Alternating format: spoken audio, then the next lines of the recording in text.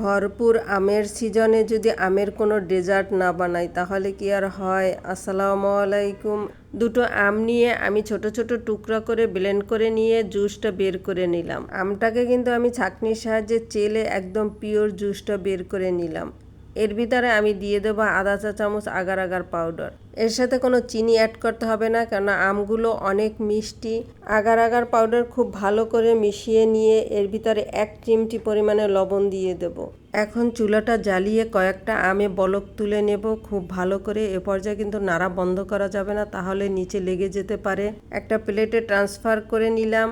এখন এটাকে ঠান্ডা করতে হবে। এটা ঠান্ডা হতে বেশি সময় লাগবে না, ফ্যানের নিচে রাখলে 10 মিনিটের ভিতরেই ঠান্ডা হয়ে জমাট বেঁধে যাবে। চাকুর সাহায্যে আমি এখন যেরকমের ইচ্ছে শেপ দিয়ে কেটে নেব। চুলায় অন্য একটা পাতিল বসিয়ে আমি লিকুইড 1 লিটার দুধ দিয়ে দিলাম। এর ভিতরে 1 টেবিল চামচ আগার আগার পাউডার আর 1 কাপ পরিমাণে কনডেন্স মিল্ক দিয়ে দিলাম। কনডেন্স মিল্কটা দেওয়ার অর্থ হলো দুধের স্বাদটা আরও বেড়ে যাবে, আর চিনিও ব্যবহার করতে হবে না, এক্সট্রা কোনো মিষ্টির আর দরকার হবে না।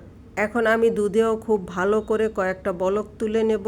একটা বাটির ভিতরে আমি আমগুলো কিন্তু আগেই রেখে দিয়েছিলাম। এখন এই আমের ভিতরে দুধটাকে ঢেলে দেব। এই গরম অবস্থায় একটা কাঠির সাহায্যে আমি আমগুলোকে দুধের সাথে মিলিয়ে দেব, যাতে সব দিকেই আমের টুকরাগুলো ছড়িয়ে ছিটিয়ে থাকে। বাটিটাকে আমি 20 মিনিটের মতো ফ্যানের নিচে রেখে দিয়েছি ঠান্ডা হওয়ার জন্য। ঠান্ডা হওয়ার পরে আমি নর্মাল ফ্রিজে 1 ঘন্টার মতো রেখে দিয়েছি। 1 ঘন্টা পর বের করে আমি এখন অন্য একটা প্লেটে নিয়ে নিলাম।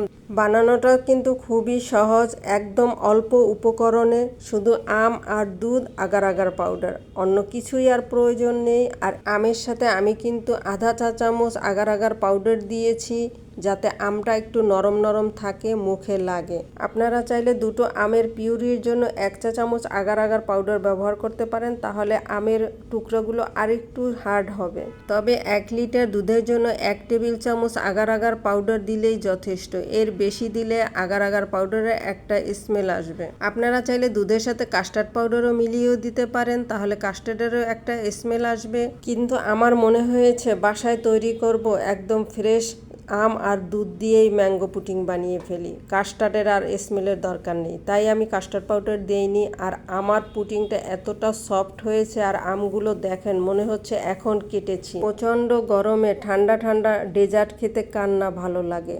আর খুবই সহজে যদি ডেজার্ট বানিয়ে ঠান্ডা করে খাওয়া যায়। এই ডেজার্টটি কিন্তু নর্মাল ফ্রিজে 7-8 দিন অনায়াসে ভালো থাকবে। অল্প উপকরণে ডেজার্ট আইটেমটি আপনাদের কাছে কেমন লাগলো অবশ্যই কমেন্টসে জানাবেন।